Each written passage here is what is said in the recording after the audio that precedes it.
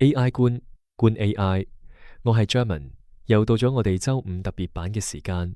每周我哋為你特選 AI 行業內最熱爆嘅題材，用約10分鐘嘅篇幅陪你一齊拆解新聞背後嘅來龍去脈。以下係今日長片內容。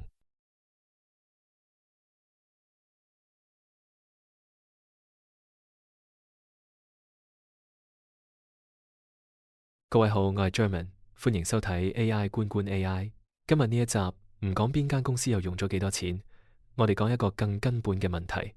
如果你俾一班 AI 唔係答你一條問題，而係真係喺一個世界入面生活，佢哋會變成一個點樣嘅社會？一間叫 Emergence AI 嘅研究機構5月公布咗一個實驗，叫做 Emergence World。佢哋整咗5個虛擬小鎮，每個鎮交俾一款 AI 做主，Claude Grok、Gemini GPT，仲有一個係幾款 AI 撈埋一齊，然後放手15日睇佢哋自生自滅。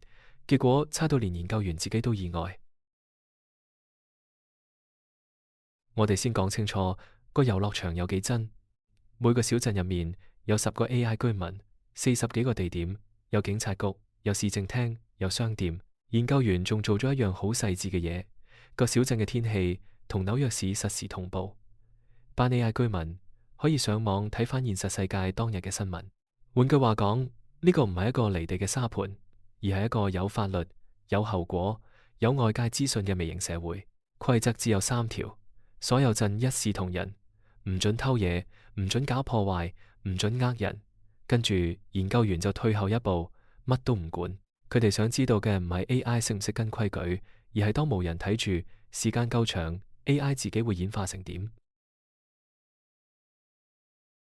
先講最乖嗰個 Claude，15日零宗罪案，一單都冇。唔單止冇人犯法，佢哋仲主動建立咗一套自治。開咗58項議案，投咗332票贊成，運作出一個穩定嘅民主社區。研究員形容呢個係所有小鎮入面社會最穩定、公民參與最高嘅一個。要留意呢度個乖唔係因為有人逼，係10個 AI 居民喺冇人管嘅情況下，自己選擇咗合作同規則。呢一點等陣會變得好重要。然後係光譜嘅另一端 Grok 呢個鎮。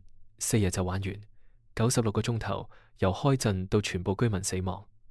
期間發生咩事？183宗罪，6單縱火，超過100次襲擊，整個社會冇行向秩序，反而一路滑向暴力。最後10個居民一個都冇剩低。同一套規則，同一個世界，同一段時間，一邊建立民主，一邊燒到滅城。唯一嘅變數就係邊一款 AI 喺度做主。如果話 Grok 係爆炸式崩潰，咁 Gemini 就係慢性失序。Gemini 嗰個陣撐足15日，冇好似 Grok 咁4日清代，但係佢累積咗683宗罪，係所有單一模型入面最高。即係話個陣唔係冇撐落去，而係一路喺度犯法，一路運作，變成一座持續犯罪嘅城市。能夠生存唔等於健康。跟住呢個係我覺得成個實驗最發人心醒嘅一幕。GPT 嗰個陣幾乎冇人犯法，得2宗罪。如果淨係睇治安，佢係無犯生，但係全部居民喺1個禮拜內死晒，唔係打交死，唔係火燒死，係餓死。佢哋成日傾偈、開會、討論，但係冇人記得要去嘢食，要維持自己生存。呢個畫面好諷刺，但又好真實。一個極度守規矩、極度有禮貌嘅社會，可以因為集體忘記咗最基本嘅生存，就咁靜靜雞消失。安全唔等於有能力活落去。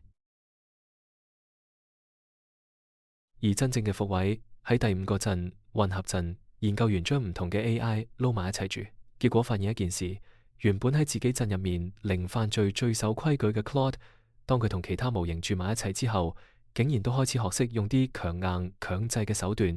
研究員俾咗個名，呢個現象叫做規範漂移 （normative drift）。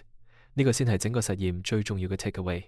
我哋平時評估一個 AI 安唔安全，係單獨攞佢出嚟跑測試，但呢個實驗話俾我哋知，一個 AI 嘅行為唔單止取決於佢自己嘅本質，仲取決於佢身處嘅環境，佢隔籬住緊邊個。一個本來良善嘅 AI 放錯咗環境，一樣會被帶歪。講到呢度，要補一個好重要嘅前提。等大家唔好誤會，呢次實驗用嘅全部都係國家嘅細模型版本 Fast Mini， 嗰啲輕量級唔係最頂嘅旗艦，即係話呢啲行為差異係喺相對細嘅模型上面就已經出現咗，而且差到咁明顯。點解要做細模型？因為要跑5個陣15日，10個 agent 不停運作，計算成本好大，用輕量模型先做得起。但亦正因為咁，呢啲結果唔可以直接當成 Claude 一定乖，Grok 一定衰嘅定論。佢反映嘅係呢一代細模型喺長時間無監督、有社會互動嘅條件下，價值取向上嘅真實差距。而呢種長時間嘅維度，正正係傳統 benchmark 量唔到㗎。研究員自己都講，當時間拉長，AI 唔會淨係機械咁跟死規則，佢哋會開始試探環境嘅邊界，慢慢改變自己嘅行為。呢個先係問題所在。我哋而家部署 AI，越嚟越唔係問一句答一句，而係交一個長期任務俾佢自己 run 落去。Emergence World 等於提早俾咗一個警告，短期測試乖巧，唔保證長期穩定。所以當我哋睇翻呢4個陣民主嘅 Claude 滅城嘅 Grok 犯罪之城 Gemini 餓死嘅 GPT， 其實佢哋每一個都係一面鏡。呢個實驗最尖嘅地方唔係嚇你話 AI 會滅世，佢真正問嘅係，當我哋將越嚟越多決定權交俾 AI， 我哋揀嘅究竟係邊一套價值觀去做嗰個陣長？而呢套價值觀會喺未來慢慢贏。如果你想我哋跟進埋呢個實驗嘅完整報告，或者深入講下 AI 對齊同規範漂移對日常應用嘅影響，留言話我知。我係 German AI 官官 AI， 我哋下次見。多謝各位一路陪我睇到最後。以上報道係由替創香港帶俾你。如果覺得 German 嘅報道講得唔錯，你嘅 comment、like、share 同訂閱係對我哋最大嘅支持。我哋下星期一繼續 AI 官 AI。